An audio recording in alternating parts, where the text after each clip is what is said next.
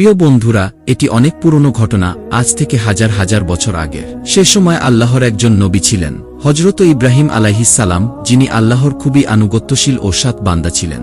এক রাতে তিনি যখন বিশ্রাম নিচ্ছিলেন, তখন তিনি একটি স্বপ্ন দেখলেন। স্বপ্নে আল্লাহ তাআলা বললেন, হে ইব্রাহিম, তোমার সবচেয়ে প্রিয় জিনিসটি আমার পথে কুরবানি করো। যখন হযরত ইব্রাহিম আলাইহিস সালাম ঘুম থেকে জাগলেন, তখন তিনি গভীর চিন্তায় পড়ে গেলেন। তিনি মনে মনে বললেন, নবীর স্বপ্ন মিথ্যা হয় না, নিশ্চয়ই এটা আল্লাহর নির্দেশ। তখন হযরত ইব্রাহিম আলাইহিস সালামের কাছে অনেক উট ছিল। তিনি ভাবলেন, সম্ভবত এগুলিই আমার সবচেয়ে মূল্যবান জিনিস। তাই পরদিন সকালে তিনি আল্লাহর রাস্তায় 100 উট কুরবানি দিলেন। কিন্তু পরের রাতেও তিনি একই স্বপ্ন দেখলেন। পরদিন সকালেও তিনি আরও 100 উট কুরবানি দিলেন।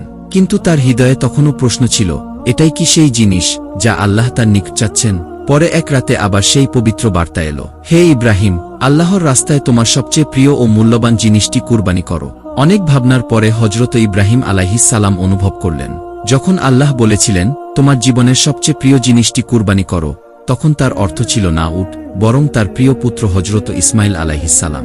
হযরত ইব্রাহিম আলাইহিস সালামের বয়স ছিল 86 বছর যখন হযরত ইসমাইল আলাইহিস সালাম জন্মগ্রহণ করেন। এই সন্তান তার কাছে খুবই প্রিয় ছিল, কারণ বার্ধক্যে এসে এটি আল্লাহর রহমত হিসেবে তাকে দান করা হয়েছিল। যখন আল্লাহর আদেশ এলো, তখন ইব্রাহিম আলাইহিস সালাম বললেন, যদি এটাই আল্লাহর নির্দেশ হয়, তবে আমি পিছিয়ে যাব না। এরপর তিনি তার পুত্রকে ডেকে বললেন, হে আমার পুত্র, তুমি গোসল করো এবং সুন্দর কাপড় পরিধান করো, আমি তোমাকে একটি দাওয়াতে নিয়ে যাচ্ছি। যখন ছেলে শুনল যে আব্বা তাকে দাওয়াতে নিয়ে যাচ্ছেন, সে খুশিতে দৌড়ে আম্মির কাছে গেল। আম্মি, আমাকে দ্রুত গোসল করিয়ে দিন এবং ভালো কাপড় পরিয়ে দিন। তখন বিবি হাজেরা বললেন, সত্যি কি তিনি তোমাকে দাওয়াতে নিয়ে যাচ্ছেন? তারপর বিবি হাজেরা ইব্রাহিম আলাইহিস সালামকে জিজ্ঞেস করলেন, আপনি কি ইসমাইলকে দাওয়াতে নিয়ে যাচ্ছেন? ইব্রাহিম আলাইহিস সালাম বললেন, হ্যাঁ হাজেরা, তুমি একেবারে ঠিক শুনেছ। প্রিয় দর্শকবৃন্দ, অনেকে ভাবতে পারেন যে ইব্রাহিম আলাইহিস সালাম মিথ্যা বলেছেন, কিন্তু বাস্তবিক অর্থে এটা মিথ্যা ছিল না, বরং সত্যের উপর প্রতিষ্ঠিত ছিল। কারণ তিনি ইসমাইলকে আল্লাহর দাওয়াতে, অর্থাৎ কুরবানি করার জন্য নিয়ে যাচ্ছিলেন। বিবি হাজেরা তার ছেলেকে সুন্দরভাবে প্রস্তুত করলেন এবং বললেন, তার উপর দয়া করবেন। তোমরা দুজন ফিরে না আসা পর্যন্ত আমি অস্থিরতায় কাটাবো। হযরত ইব্রাহিম আলাইহিস সালামের চোখ থেকে অশ্রু ঝরতে শুরু করেছিল, কিন্তু তিনি আল্লাহ রব্বুল আলামিনের ভালোবাসার ভাবনায় সেই অশ্রুদের বাদ দিতেন। এরপর হযরত ইব্রাহিম আলাইহিস সালাম তার পুত্র ইসমাইলকে সঙ্গে নিয়ে মিনা পর্বতের দিকে রওনা হলেন। যখন শয়তান ইবলিশ দেখল যে হযরত ইব্রাহিম আলাইহিস সালাম আল্লাহ তাআলার হুকুম মেনে তার প্রিয় পুত্রকে কুরবানি করতে প্রস্তুত, তখন সে সেটা সহ্য করতে পারল না। সে ভাবল, আমি তো আল্লাহর রহমত থেকে বঞ্চিত ও জাহান্নামের দিকে পাঠানো হয়েছে। এখন যদি ইব্রাহিম আল্লাহর প্রিয় বান্দা হয়ে যান, তাহলে আমি কিভাবে তা সহ্য করব? সে সিদ্ধান্ত নিল যে কোনো মূল্যে হযরত ইব্রাহিম আলাইহিস সালামকে এই কাজ থেকে বাধা দিবে। তাই ইবলিশ শয়তান এক মানব রূপে প্রথমে হযরত ইব্রাহিম আলাইহিস সালামকে ফাঁকি দেওয়ার চেষ্টা করল। হযরত ইব্রাহিম আলাইহিস সালাম হযরত ইসমাইল আলাইহিস সালামের সামনের দিকে হাঁটছিলেন, কিন্তু বেশি দূরে ছিলেন না। তখন শয়তান মানব রূপে ইব্রাহিম আলাইহিস সালামকে ইশারায় ডেকে বলল, ও ইব্রাহিম, তুমি কি করছো? ওটা তোমার একমাত্র ছেলে, যাকে অনেক দোয়া করার পর পেয়েছ, এবং এটা তোমার বৃদ্ধ বয়সের চিহ্ন। আল্লাহ কখনো এমন হুকুম দিতে পারে না। কিন্তু হযরত ইব্রাহিম আলাইহিস সালাম জানতেন এটা শয়তানের ফাঁদ। তিনি 7টা কঙ্কর তুলে শয়তানের দিকে নিক্ষেপ করে বললেন, দূরে সরে যাও ও শয়তান, আমার রব যেটা হুকুম দেবে আমি তাতে মাথা নত করব। এই স্থান আজ জামারাতুল উলা নামে পরিচিত। শয়তান পালিয়ে গেল, কিন্তু পরাজিত হয়নি। এরপর ইবলিশ একজন ধার্মিক মানুষের আকারে হযরত হাজরা আলাইহাস সালামের কাছে গেল। সে বলল, হে হাজরা, তুমি জানো তোমার স্বামী ইব্রাহিম তোমার ছেলেকে কোথায় নিয়ে যাচ্ছে?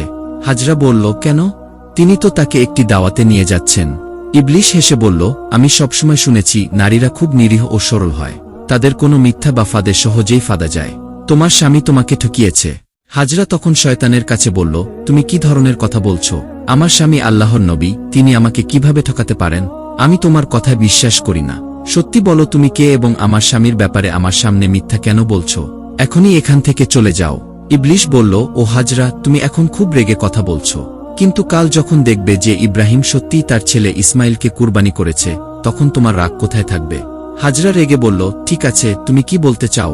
পরিষ্কার করে বলো। শয়তান বলল, আমি তোমাকে এটাই বলতে এসেছি।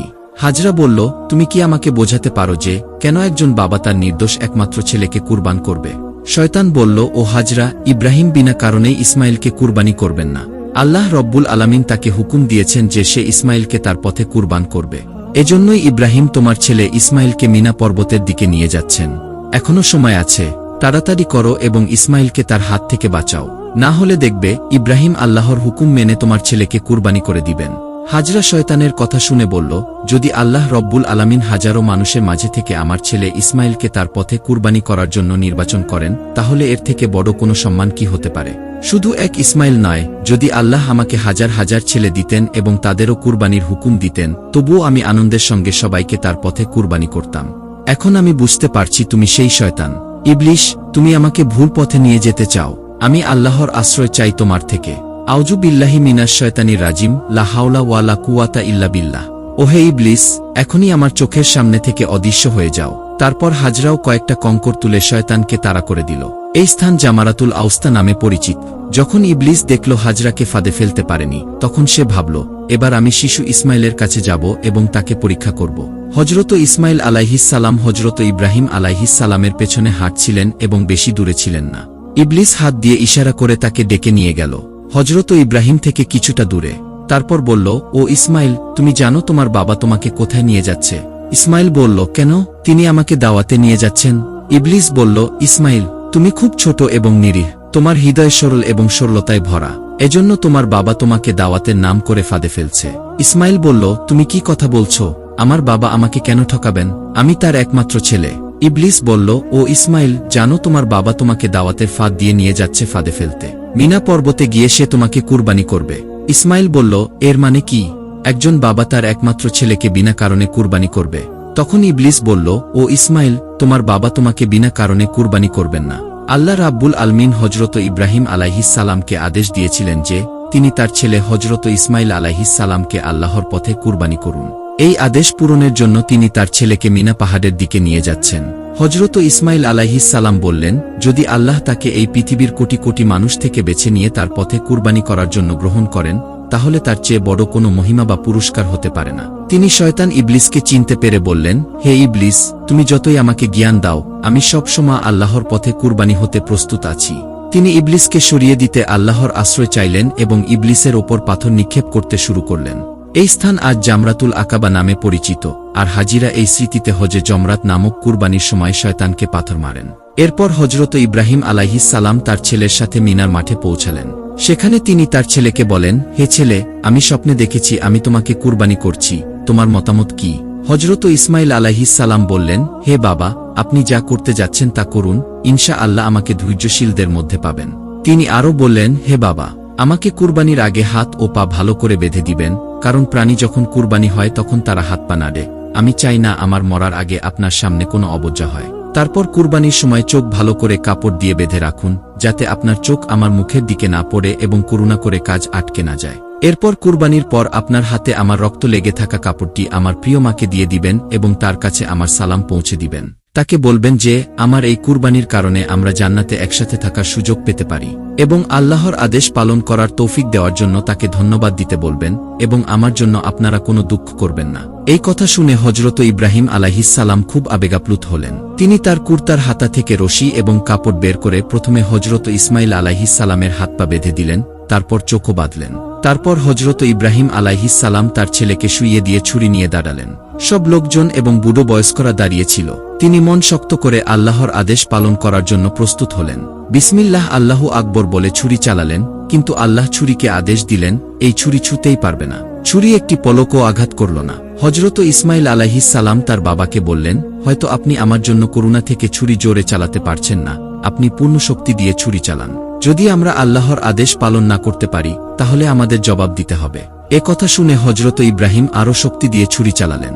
ঠিক তখন আল্লাহ জিব্রাইল আলাইহিসসালামকে আদেশ দিলেন, জান্নাত থেকে একটি মেঢা নিয়ে যাও এবং ইসমাইলের জায়গায় তাকে কুরবানি করো। জিব্রাইল আলাইহিসসালাম এক পলকে মেঢাটি নিয়ে এলো। প্রিয় বন্ধুরা, মনে রাখবেন, এই মেঢাটি হল সেই স্বর্গীয় মেঢা যা হজরত আদম আলাইহিসসালামের ছেলে হাবিলের কুরবানির জন্য পাঠানো হয়েছিল। আল্লাহ তাকে জান্নাতে নিরাপদ রেখেছিলেন। জিব্রাইল আলাইহিসসালাম ইসমাইল আলাইহিসসালামকে সরিয়ে দিয়েছিলেন এবং তার জায়গায় সেই জান্নাতি মেষটিকে রাখলেন। অন্যদিকে হজরত ইব্রাহিম আলাইহিসসালাম শেষবার পুরো শক্তি দিয়ে ছুরি চালালেন এবং তখনই সেই মেষটিকে কুরবানি দেওয়া হল। হজরত ইব্রাহিম আলাইহিসসালাম বুঝলেন যে তিনি তার ছেলেকে কুরবানি দিয়েছেন।